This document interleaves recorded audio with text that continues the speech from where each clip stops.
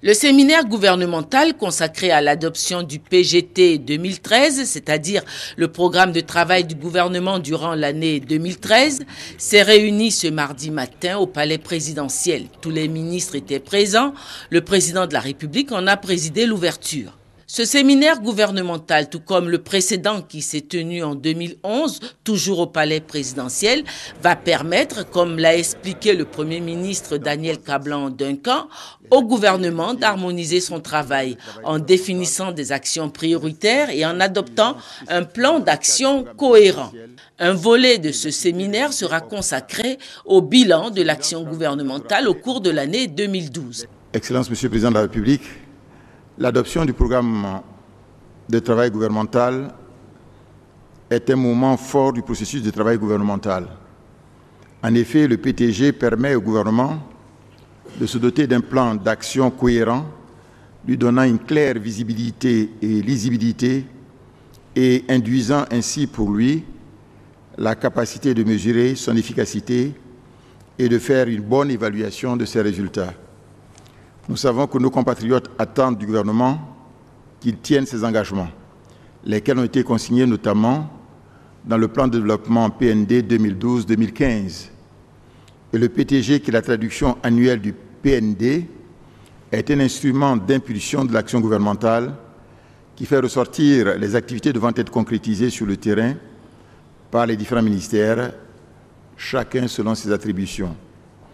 Un autre problème récurrent auquel j'entends apporter une réponse à partir du PTG est celui de la programmation des projets de texte et de communication inscrits à l'ordre du jour des conseils. Le PTG, une fois adopté, devrait faciliter la programmation glissante des projets de loi, de décrets et de communication en conseil de gouvernement et en conseil de ministres. Le président de la République, Alassane Ouattara, qui veut impulser cette clarté à l'action gouvernementale, a recommandé aux ministres de n'avoir qu'une seule et unique préoccupation au cours de leurs travaux, le bien-être de la population. À plusieurs occasions, j'ai interpellé certains ministres, le ministre chargé de l'énergie par rapport aux coupures d'électricité, le ministre chargé des infrastructures pour les problèmes d'eau à Yopougon et ailleurs. Donc ce sera une occasion de dire quelle réponse vous donnerez à nos compatriotes sur ces différents manquements. Nous savons tous qu'en raison du déficit de développement que nous avons connu depuis de nombreuses années, nos compatriotes attendent beaucoup de nous, bien sûr en matière de sécurité, mais au-delà.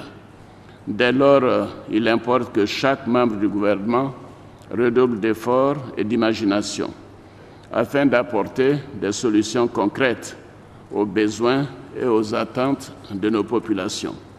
C'est un défi que le gouvernement devra s'atteler à relever au cours de cette année afin que chaque ménage puisse ressentir davantage les retombées des efforts déployés, notamment l'assainissement du cadrage macroéconomique, la gestion rigoureuse des ressources, qui conduisent bien sûr à une croissance forte et inclusive.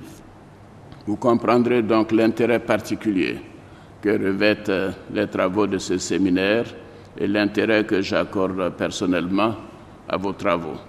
Le conclave ministériel s'achève mercredi après-midi. Les ministres présenteront alors leur copie au président de la République.